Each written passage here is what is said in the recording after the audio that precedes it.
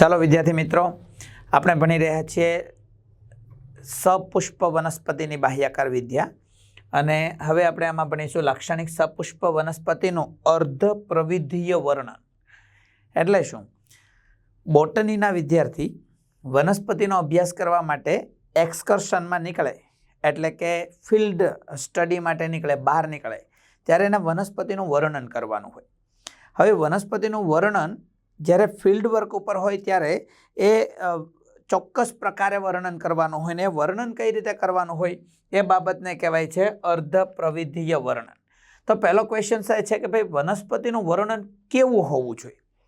આપણે જ્યારે બોટનિકલ ટૂરમાં જઈએ છીએ અથવા તો સ્ટડી પર્પઝથી એક્સકર્શન માટે જઈએ છીએ ત્યારે જે કંઈ વનસ્પતિનું વર્ણન કરવું હોય એ સંક્ષિપ્તમાં હોવું જોઈએ, ટૂંકમાં હોવું જોઈએ.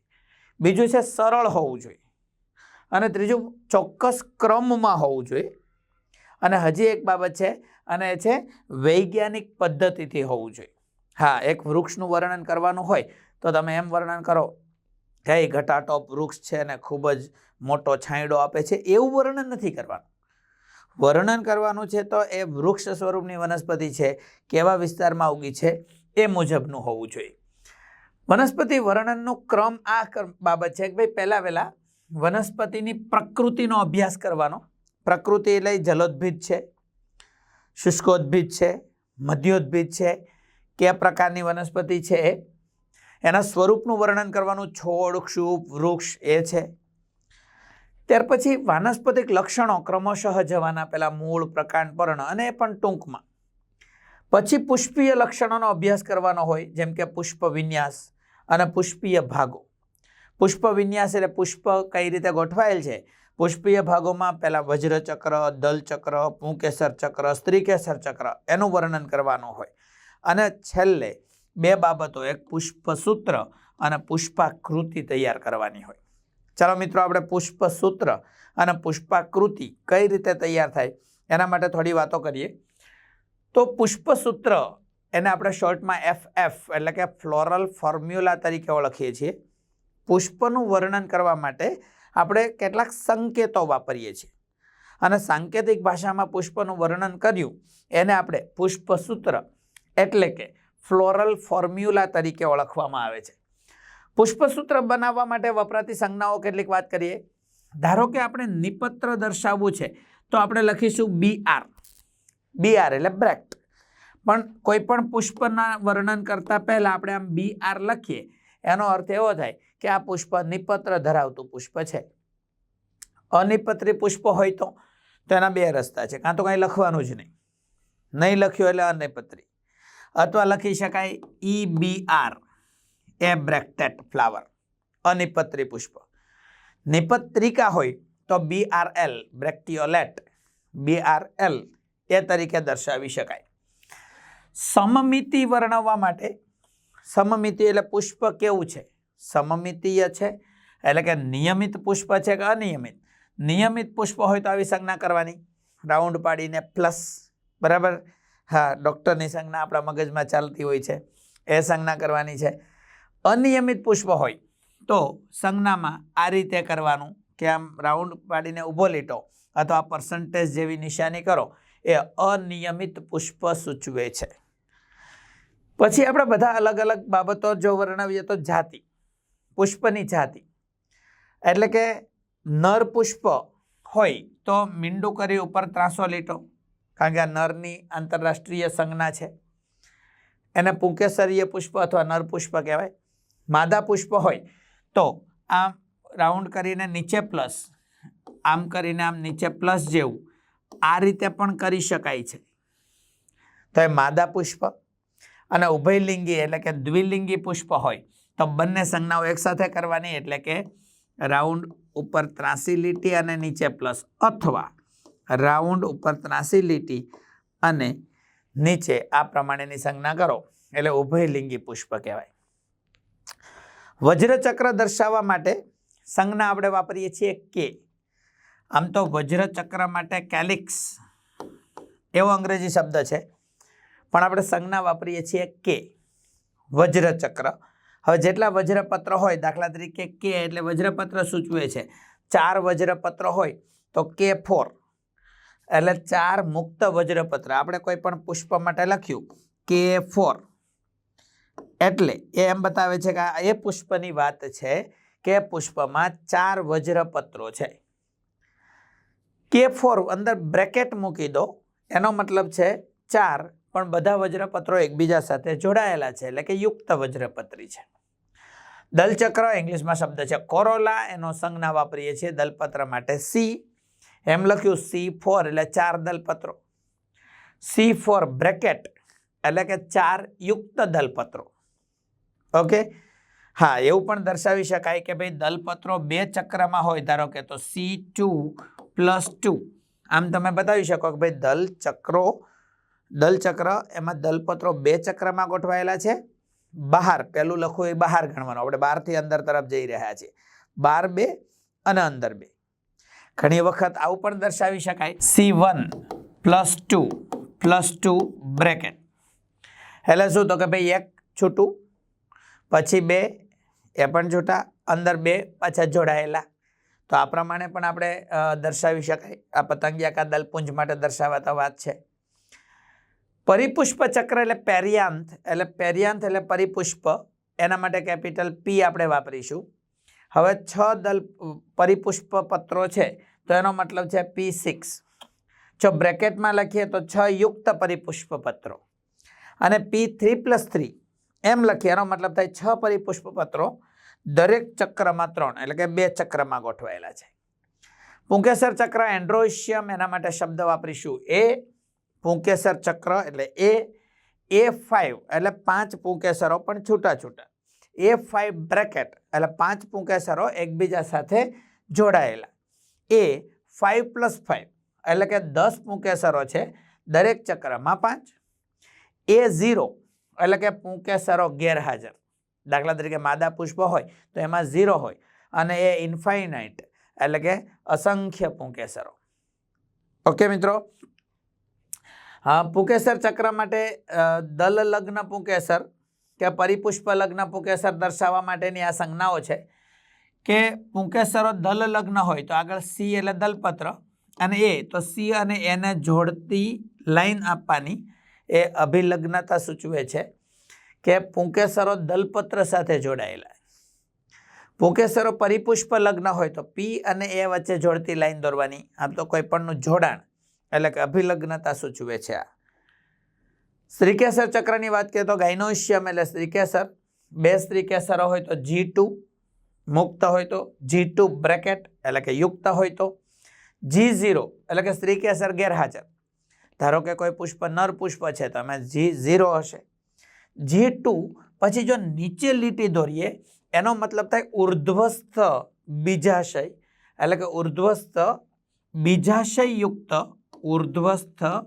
બીજાશય યુક્ત દ્વિસ્ત્રીકેસરી સ્ત્રીકેસર ચક્ર એટલે કે બીજાશય ઉર્ધ્વસ્થ. બરાબર. હવે અહીંયા આપણે જોઈ શકાય કે G2 એટલે શું થાય કે G2, સોરી મેં નીચે લીટી દોરી નાખી, મારે લીટી સાઈડમાં દોરવી જોઈએ.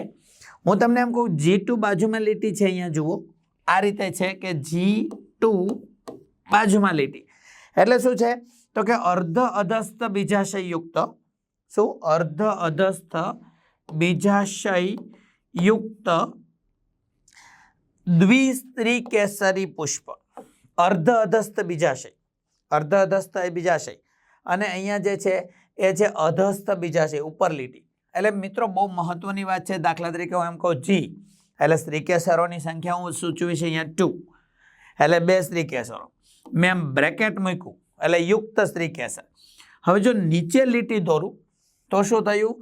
યુક્ત પણ બીજાશય ઉર્ધ્વસ્થ, અને બીજાશય ઉર્ધ્વસ્થ છે એનો મતલબ આ પુષ્પ કેવું કહેવાય? અધોજાઈ. જો હું બાજુમાં લીટી દોરું, અહીંયા લીટી દોરું તો બીજાશય છે અર્ધ અધસ્થ એટલે પુષ્પ કેવું કહેવાય? પરિજાઈ. અને જો હું ઉપર લીટી દોરું તો પુષ્પ કહેવાય શું કહેવાય? એટલે બીજાશય અધસ્થ, પુષ્પ કહેવાય ઉપરી જાય. મિત્રો સમજ પડે છે? તો આ પ્રમાણે આપણે વનસ્પતિનું પુષ્પ સૂત્ર તૈયાર કરી શકાય. એક ઉદાહરણ તરીકે લઈએ કે પુષ્પસૂત્રની રચનામાં પુષ્પચક્રની સંખ્યા બાદ જે તે ચક્રના ઘટક એકમોની સંખ્યા દર્શાવવાની છે અને પુષ્પચક્રના એકમોની સંખ્યા પુષ્પ પ્રમાણે બદલાતી રહી.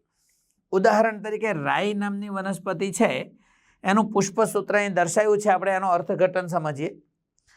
આ લખ્યું છે, એનો મતલબ છે ધીસ ઇઝ રેગ્યુલર ફ્લાવર, નિયમિત પુષ્પ છે. જો આગળ BR કે EBR નથી લખ્યું મતલબ અનિપત્રી, નિપત્રો છે જ નહીં.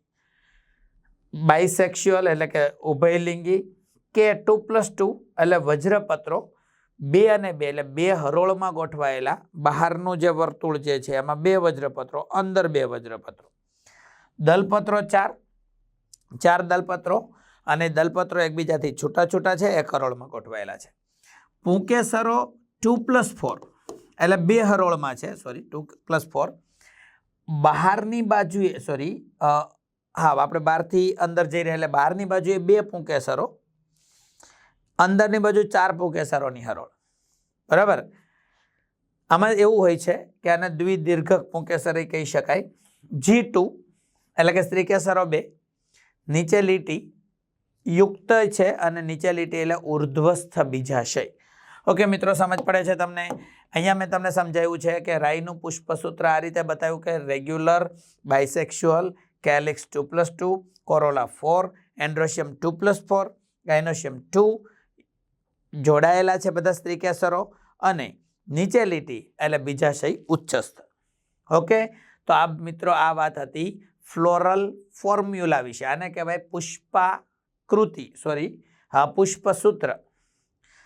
હવે આપણે ભણવા જઈ રહ્યા છીએ પુષ્પાકૃતિ, ફ્લોરલ ડાયાગ્રામ, FD. હવે પુષ્પાકૃતિ એટલે શું? તો કે ભાઈ પુષ્પને આમ તો આપણે જે સંજ્ઞાત્મક વર્ણન કરીએ એ પુષ્પસૂત્ર છે. જ્યારે પુષ્પાકૃતિ એટલે પુષ્પને એક આ લાક્ષણિક રીતે એક આકૃતિ સ્વરૂપે દર્શાવવાનું. પણ અહીંયા પુષ્પ દોરવાનું નથી. દરેક ઘટક એકમો માટે ચોક્કસ સંજ્ઞાત્મક આકૃતિ દોરવાની છે. અને આપણે એના ઉદાહરણો આપણે સીધું જોઈએ. દાખલા તરીકે અહીંયા તમને પુષ્પસૂત્ર દોરેલું છે, નીચે લખેલું છે પુષ્પસૂત્ર, અને પુષ્પસૂત્ર આપણે ઓળખીએ છીએ. શું છે પુષ્પસૂત્ર? તો કે ભાઈ આ રાઈનું પુષ્પસૂત્ર છે. તો આ રાઈની પુષ્પાકૃતિ દોરી છે. હવે દરેક ઘટક એકમો એક પછી હું સમજાવતો જાઉં કે ભાઈ કોઈ પણ પુષ્પાકૃતિ દોરવાની હોય તો પુષ્પાકૃતિમાં કઈ કઈ બાબતો દર્શાવવાની હોય. તો પુષ્પાકૃતિમાં એક તો સૌથી ઉપરની બાજુએ અહીંયા પુષ્પાકૃતિની ઉપર એક ટપકું મૂકેલું છે, એને માતૃ અક્ષની ધરી તરીકે ઓળખવામાં આવે છે. એ ટપકાને માતૃ અક્ષની ધરી કહેવાય. હવે તમારો પ્રશ્ન એ હશે મિત્રો કે માતૃ અક્ષની ધરી એટલે શું? તો માતૃ અક્ષની ધરીનો અર્થ એવો થાય છે મિત્રો કે પુષ્પનું એના મુખ્ય પ્રકાંડને અનુસરીને સ્થાન ક્યાં છે. દાખલા તરીકે હું એમ કહું કે ધારો કે આ એક પ્રકાંડ છે, એના ઉપર અહીંયા આ ગાંઠ ઉપરથી અહીંયા આ પુષ્પ ઉદ્ભવ્યું છે. બરાબર, અહીંયા આ પુષ્પ આ રીતે ઉદ્ભવ્યું છે. ઓકે, હવે આ પુષ્પને હું અહીંથી આમ કાપીશ આ રીતે માતૃ અક્ષ સાથે, તો મને પુષ્પના ભાગો દેખાવાની સાથે સાથે અહીંયા આ પ્રકાંડ ડોટ સ્વરૂપે દેખાશે. એ ડોટ અહીંયા છે. સમજ પડે છે મિત્રો? એ માતૃ અક્ષની ધરી સૂચવે છે. દાખલા તરીકે હું તમને બીજો એક બાબત આપું કે આ પ્રકાંડ છે, ધારો કે આ પ્રકાંડ છે, પુષ્પ અહીંયા આવેલું છે, અહીંયા પુષ્પ આવેલું છે. ઓકે, હવે હું પુષ્પ અહીંથી કાપું તો આ પ્રકાંડ કાપેલું અહીં જોવા મળશે? નહીં મળશે. આવું જો પુષ્પ હોય તો અહીંયા માતૃ અક્ષની ધરી નહીં દર્શાવવાની. મિત્રો ઉપર ટપકું મૂક્યું છે એનો મતલબ કે પુષ્પ કક્ષસ્થ છે, અને ટપકું નથી મૂક્યું એનો મતલબ પુષ્પ અગ્રસ્થ છે. આ માતૃ અક્ષની ધરી સૂચવે છે. ચાલો, એની પછી બીજું એક બહુ મહત્વનું સૂચવતો એક શબ્દ છે, અને છે અહીંયા તો નિપત્ર નથી, એટલે આ પુષ્પ અનિપત્રી છે, એટલે કંઈ દર્શાવવાનું નથી. ધારો કે નિપત્ર હોય તો પુષ્પાકૃતિની નીચે આ રીતે એક નિપત્ર આવા સાંકેતિક ભાષામાં સાંકેતિક રીતે દર્શાવવાનું હોય છે. આ નિપત્ર નિપત્ર નીચે તરફ દર્શાવવાનું હોય, જો નિપત્ર હોય, મેં અહીંયા ઉદાહરણ લીધું છે રાઈનું પુષ્પાકૃતિ, અને એટલા માટે એની અંદર કોઈ નિપત્ર દર્શાવવાની જરૂરિયાત રહેતી નથી. એની પછી બહારથી અનુક્રમે આ વજ્રચક્ર, પછી દલચક્ર, પછી પુંકેસરનું ચક્ર અને સૌથી અંદર સ્ત્રીકેસરનું ચક્ર દર્શાવવાનું હોય. ઓકે મિત્રો, અહીંયા વજ્રચક્રો દર્શાવ્યા છે. એમાં જુઓ આ બહાર છે, આ બહાર છે, એટલે બે બહાર બે અંદર, એટલે વજ્રચક્ર એ પ્રમાણે દર્શાવેલું છે. એની અંદર દલચક્રો 4 છે, એક જ હરોળમાં છે બધા, અને ધારા સ્પર્શી કલિકાંતર વિન્યાસ છે. આપણે અહીંયા કલિકાંતર વિન્યાસ પણ દર્શાવી શકીએ છીએ. એની અંદર પુંકેસરો દર્શાવ્યા છે મિત્રો. અહીંયા પુંકેસરો, જો હું આ હરોળ આ પ્રમાણે દોરું તો એ હરોળમાં 2 પુંકેસરો આવે છે અને અંદરની હરોળમાં 4 પુંકેસરો આવે છે, એટલે બહારની બાજુએ 2 અને અંદરની બાજુએ 4, એટલે 2 + 4.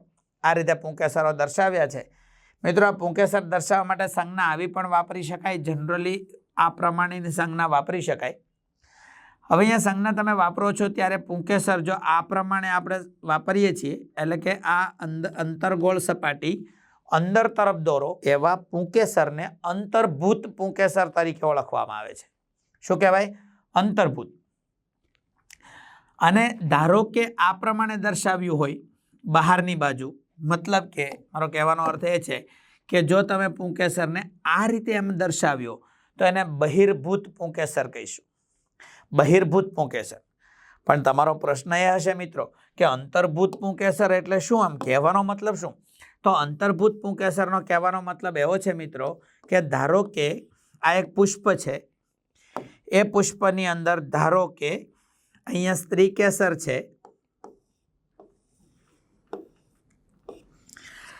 હવે આમાં જોવા મળતા પુંકેસરો જો આ દલપત્રની અંદર જ રહેતા હોય, બહાર ન લંબાતા હોય, તો આને અંતર્ભૂત પુંકેસર કહેવાય.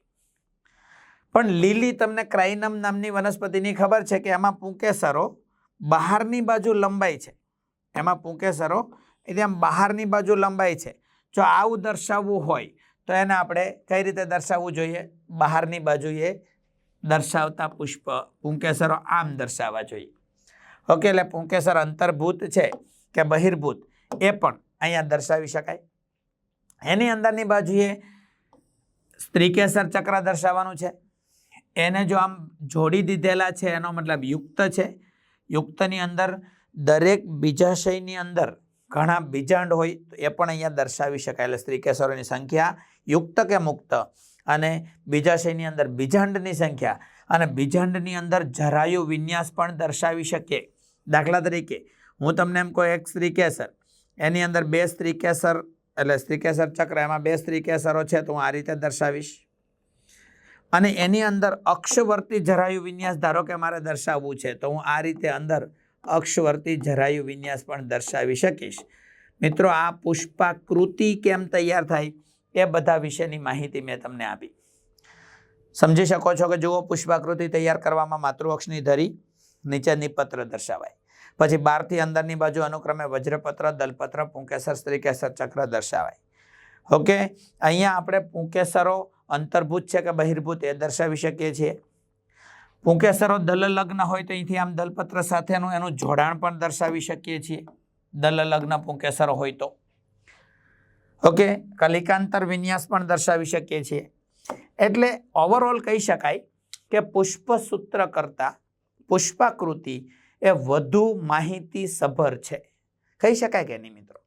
ચાલો, એવું લિસ્ટ તમે બનાવી શકો ખરા કે એવી કઈ બાબત છે કે જે આપણે પુષ્પસૂત્રમાં નથી બતાવી શકતા, જે પુષ્પાકૃતિમાં બતાવી શકીએ છીએ? તમે એવું લિસ્ટ બનાવી શકો છો મિત્રો કે એવી કઈ બાબત છે કે જે આપણે પુષ્પસૂત્ર એટલે કે ફ્લોરલ ફોર્મ્યુલાની અંદર નથી બતાવી શકતા, જે ફ્લોરલ ડાયાગ્રામમાં બતાવી શકીએ છીએ? તો હા, બતાવી શકીએ. કઈ બાબતો? તો પહેલું છે કલિકાંતર વિન્યાસ. કલિકાંતર વિન્યાસ પુષ્પસૂત્રની અંદર આપણે નથી બતાવતા, પણ પુષ્પાકૃતિમાં શક્ય છે. જરાયુ વિન્યાસ પુષ્પસૂત્રમાં નથી બતાવી શકતા, પુષ્પાકૃતિમાં બતાવી શકાય. પુંકેસરો અંતર્ભૂત છે કે બહિર્ભૂત એ પુષ્પસૂત્રમાં નથી બતાવી શકાતું, પુષ્પાકૃતિમાં બતાવી શકાય. ઓકે, એટલે કે પુષ્પાકૃતિ વધુ માહિતીસભર છે. પણ એવું કંઈ રિવર્સ બાબત છે ખરી? એવી કોઈ બાબત છે કે જે પુષ્પાકૃતિમાં નથી બતાવી શકાતું, પુષ્પસૂત્રમાં બતાવી શકાય? વિચારો. એવું કંઈ મગજમાં આવે છે તમને? તો હા, એવી વાત છે, અને એ છે આ લીટી. શું હતું એ લીટી? તો કે બીજાશયનું સ્થાન. બીજાશય અધસ્થ છે, અર્ધ અધસ્થ છે કે ઉર્ધ્વસ્થ છે, એ બધું આપણે પુષ્પસૂત્રમાં બતાવી શકીએ છીએ, પણ પુષ્પાકૃતિમાં બતાવી શકતા નથી. મિત્રો, તો આ હતું વનસ્પતિનું અર્ધપ્રવધીય વર્ણન માટેની કેટલીક સંજ્ઞાઓ, રીતભાતો. નેક્સ્ટ લેક્ચરની અંદર આપણે વનસ્પતિના કુળો વિશે માહિતી મેળવીશું. ઓકે મિત્રો, આશા રાખીએ કે તમને આ બધા મુદ્દાઓ ક્લિયર થયા હશે. Thank you.